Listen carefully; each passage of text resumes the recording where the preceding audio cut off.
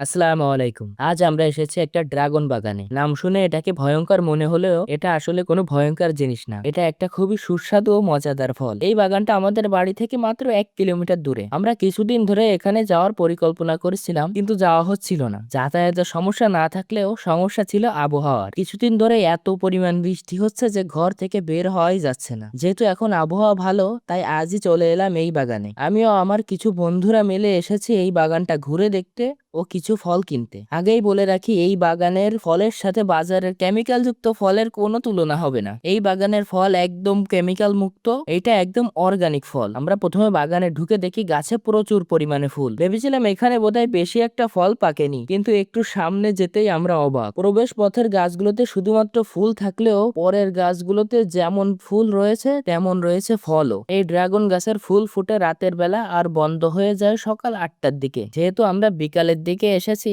তাই আমরা ফোটা ফুলগুলো দেখতে পারিনি আর আপনাদেরও দেখাতে পারিনি। আমরা যখন এই বাগানে আগের বছর এসেছিলাম, তখন এর ভিতরে প্রবেশ করা খুবই সহজ ছিল, কিন্তু এখন এর শাখা প্রশাখা এত বড় হয়েছে যে ভেতরে যাওয়াই কষ্টকর। এই গাছ দেখতে ক্যাকটাস গাছের মতো, এবং এতে ক্যাকটাস গাছের মতো কাঁটাও আছে, আর এই কাটার জন্যই ভেতরে খুবই সাবধানতার সাথে যেতে হয়। এই গাছটা ক্যাকটাস গাছের মতো অদ্ভুত হলেও আল্লাহ তাআলা আমাদের জন্য এই গাছে মিষ্টি ফলের মতো নিয়ামত রেখেছেন। যেহেতু এই ড্রাগন ফল খুবই মিষ্টি হয়, তাই পেকে গেলে এই ফলগুলো পাখিতে খেয়ে ফেলে। তাই কাকু উপর দিয়ে নেট দিয়ে রেখেছে যেন পাখিতে এই ফলগুলো খেতে না পারে। যেহেতু আমরাও কিছু ফল নিব, তাই কাকু আমাদের কাঁচি দিয়ে বলল যে তোমাদের যেটা খুশি তোমরা সেইটা এইখান থেকে কেটে নাও। আপনারা যদি এইখানে আসেন তাহলে আপনারাও গাছ থেকে বেছে বেছে ফল কেটে নিতে পারবেন। আমি ফলগুলো কাটছিলাম আর আমার বন্ধু রবিউলের হাতে দিচ্ছিলাম। আমি প্রথমে শুধু ফলগুলো বোটা থেকে কাটছিলাম, কিন্তু পরে কাকু বলল যে ডাল সহ কাটলে অন্য ফলগুলো তাড়াতাড়ি বড় হবে। তাই আমিও পরে ফলগুলো ডাল সহ কাটা শুরু করলাম। আমরা এখান থেকে প্রায় 6 কেজি এর মতো ফল নিয়েছি। কাকু বলল তার এখানে নাকি একটা চন্দন গাছ আছে। আমরা জানতাম লাল চন্দনের দাম নাকি বেশি, তাই কাকু মনে হয় লাল চন্দন গাছ লাগিয়েছে, কিন্তু কাকু বলল এটা নাকি শ্বেত চন্দন, মানে সাদা চন্দন গাছ।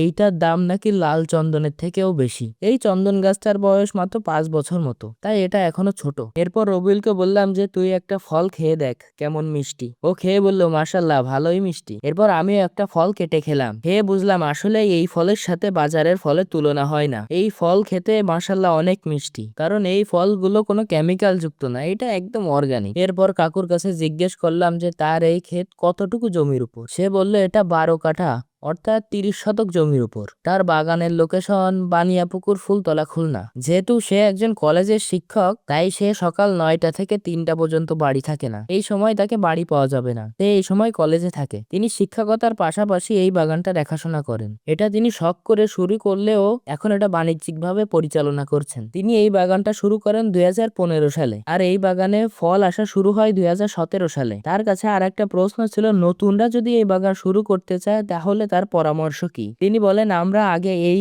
বাগান করতে উৎসাহ দিতাম, কিন্তু এখন আর দেই না, কারণ এখন লাভ অনেক কম হয়। কারণ জিজ্ঞাসা করলে তিনি বলেন আগে তিনি প্রথম যখন এই বাগান শুরু করেন তখন ফল বিক্রি করতেন 500 থেকে 550 টাকা কেজি, কিন্তু এখন প্রতি বছরই এই ফলের দাম কমছে। এখন এই ফলের দাম 130 থেকে 160 টাকা পর্যন্ত। এই ফলের দাম কমার একটি কারণ হলো অতিরিক্ত চাষ, আর সব থেকে বড় কারণ হলো কিছু অসাধু ব্যবসায়ীর জন্য, যারা কিনা দ্রুত ফল বাজারে বিক্রি করার জন্য ফলে হরমোন ব্যবহার করে, যার ফলে ফল বড় তো হয় কিন্তু ফলের গুণাগুণ নষ্ট হয়ে যায়। এই কারণেই বাজারের ফলের মিষ্টত্ব কম, আর এই বাজারের ফল খেলে বিভিন্ন ধরনের রোগ হওয়ার সম্ভাবনাও আছে। আপনাদের যদি এই বাগানের অর্গানিক ফল লাগে তাহলে স্ক্রিনে দেওয়া নাম্বারে যোগাযোগ করতে পারেন। আজ এ পর্যন্তই। সকলে আমাদের জন্য দোয়া করবেন। আসসালামু আলাইকুম।